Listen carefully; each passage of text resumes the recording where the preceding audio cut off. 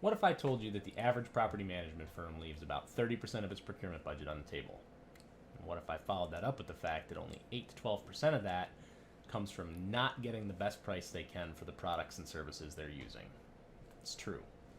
A lot of the money that's left on the table comes from two places: hard costs outside of the price they're paying for the material or service, and soft costs coming from overhead, operations, and all that hard to quantify labor stuff. Hard costs from product issues can be choosing the wrong product to use. It doesn't last long enough.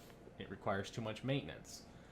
It has predictable maintenance or replacement requirements, like battery operated smoke detectors that take 9-volt and AA batteries, toilets with flappers, LED integrated fixtures where when a light bulb goes out, you have to rip a light fixture off of the ceiling and pay somebody to hardwire a new fixture into the wall. Choosing products that cost more to install but are cheaper per square foot. Product A costs $2 a square foot to buy and $1 a square foot to install. Product B costs 50 cents a square foot to buy and $4 a square foot to install. Now, you would think that anybody listening to the sound of my voice would figure out which one of those should be used pretty quickly. Unfortunately, that's not always the case. There's a ton of companies out there buying products that cost more to install because the product itself is cheaper. It is not the right answer. It should be simple. The sad reality is that people sitting at a desk ordering product aren't necessarily the people doing the install or even seeing the install.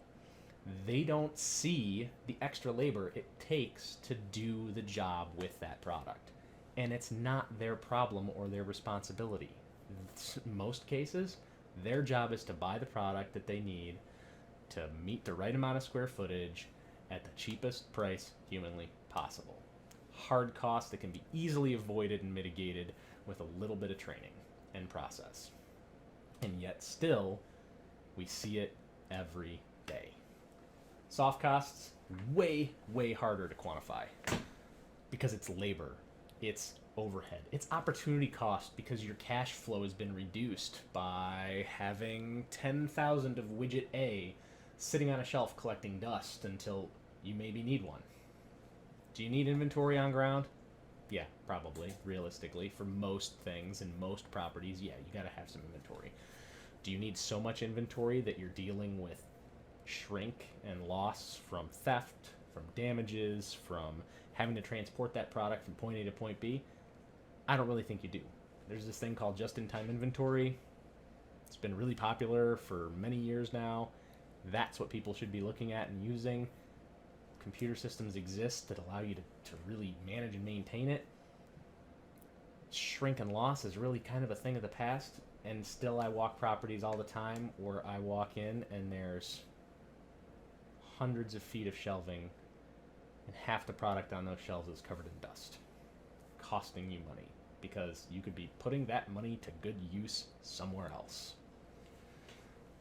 Your opportunity cost from missing synergies like discounts, rebates, the ability to leverage buying power by just reducing vendor headcount, lost labor hours in the office from organizing all the bills and invoices from all of your different vendors.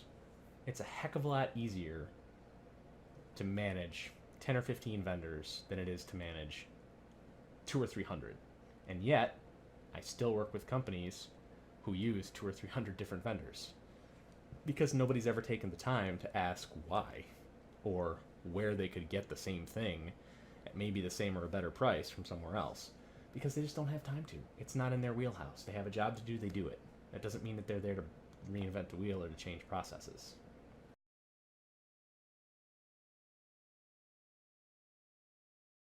Windshield time. Driving to go pick stuff up.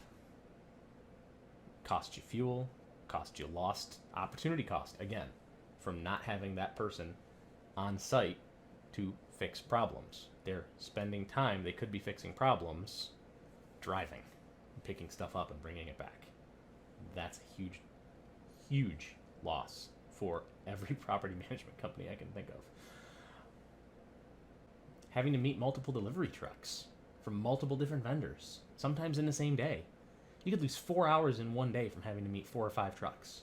And I'm not talking like the UPS truck here. I'm talking about like a lumber truck or a box truck that shows up and needs to deliver doors or flooring that has to be taken off and tallied and checked in and carried into a unit. It's a heck of a lot easier to meet one truck and do it all at once, as opposed to having to meet a truck and then leave and then come back and meet another truck and leave and meet a truck and leave. But that's what people are still doing all the time. All the time. Right now, the best thing you can do to get started with turning the corner on some of this stuff, at least, start 2 things.